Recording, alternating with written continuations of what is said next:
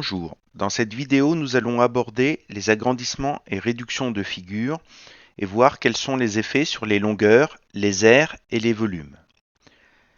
Considérons les deux figures suivantes, donc un rectangle ABCD de longueur 5 cm et de largeur 3 cm et un rectangle EFGH de longueur 15 cm et de largeur 9 cm. Les dimensions du rectangle EFGH sont 3 fois plus grandes que les dimensions du rectangle ABCD. En effet, on a bien 5 fois 3 qui est égal à 15 et 3 fois 3 qui est égal à 9. On dit alors que le rectangle EFGH est un agrandissement du rectangle ABCD de coefficient 3, le coefficient étant le nombre par lequel sont multipliées les longueurs. Si on s'intéresse maintenant aux aires de ces rectangles, on a donc l'aire du rectangle ABCD. Donc on applique la formule longueur fois largeur, donc 5 fois 3, qui est donc égal à 15 cm². Calculons maintenant l'aire du deuxième rectangle, donc l'aire du rectangle EFGH, donc longueur fois largeur, donc 15 fois 9, ce qui nous donne 135 cm². Si on cherche par quel nombre l'aire du rectangle ABCD a été multipliée pour obtenir l'aire du rectangle EFGH, donc on cherche 15 fois combien qui est égal à 135. Donc pour avoir ce coefficient, on effectue la division 135 divisé par 15, ce qui nous donne 9. Donc l'aire du rectangle ABCD a été multipliée par 9 pour obtenir l'aire du rectangle EFGH. Mais 9,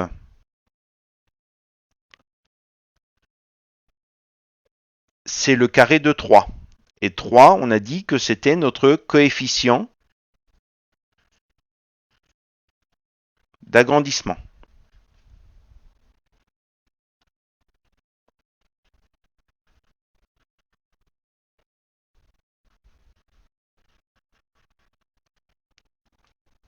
Donc on voit sur ce premier exemple que si notre coefficient d'agrandissement est égal à 3, donc ce qui signifie que les dimensions sont multipliées par 3, eh bien les aires sont multipliées par 3 au carré, c'est-à-dire par 9. Remarquons au passage que sur cet exemple-là, l'agrandissement n'a eu aucun effet sur les mesures d'angle, puisque on a aussi bien des angles droits pour la figure ABCD que pour la figure EFGH. Alors on peut visualiser cette multiplication des aires par 9 sur la figure suivante. Donc on a reproduit le grand rectangle EFGH et on l'a divisé en 9 rectangles, donc chaque rectangle rouge correspondant au rectangle ABCD qui était le rectangle de départ. Donc on voit bien sur cette figure-là qu'il faut 9 petits rectangles pour compléter le grand rectangle. Donc l'aire du grand rectangle est bien 9 fois l'aire du petit rectangle.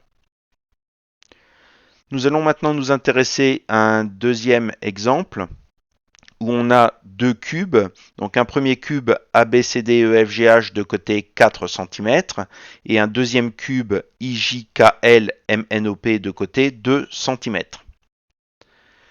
Les dimensions du premier cube ont été multipliées par 1/2, c'est-à-dire 0,5, pour obtenir les dimensions du deuxième cube. En effet, on a bien 4 multiplié par 1/2, qui est égal à 2. Donc ici, on a affaire à une réduction.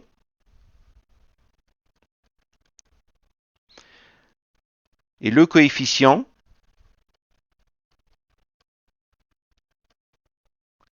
est 1/2. Nous allons maintenant nous intéresser au volume de ces cubes.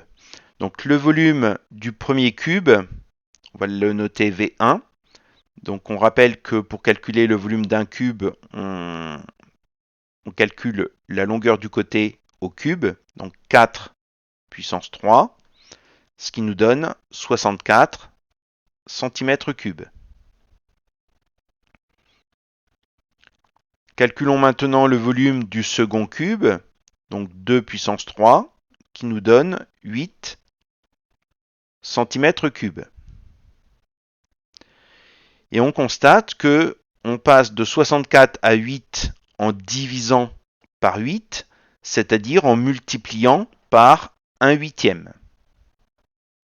On rappelle que diviser par un nombre revient à multiplier par son inverse. Et quel est le lien entre 1/8 et le coefficient de la réduction qui est 1/2? C'est que 1/8 est égal à 1/2 au cube.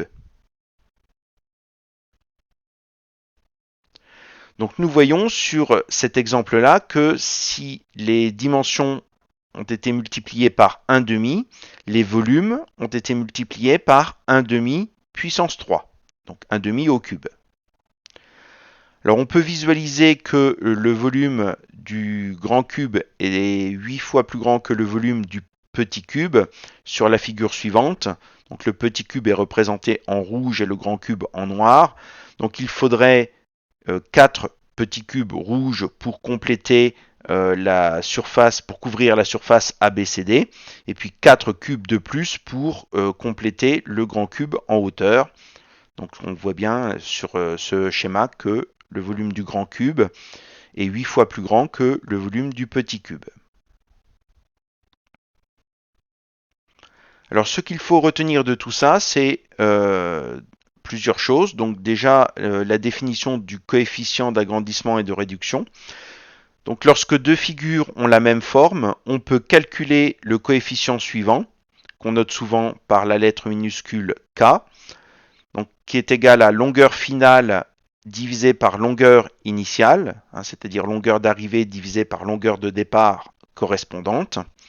Si ce nombre est plus grand que 1, on dit qu'il s'agit d'un agrandissement, comme le premier exemple que l'on a vu avec les rectangles. On avait un coefficient qui était égal à 3.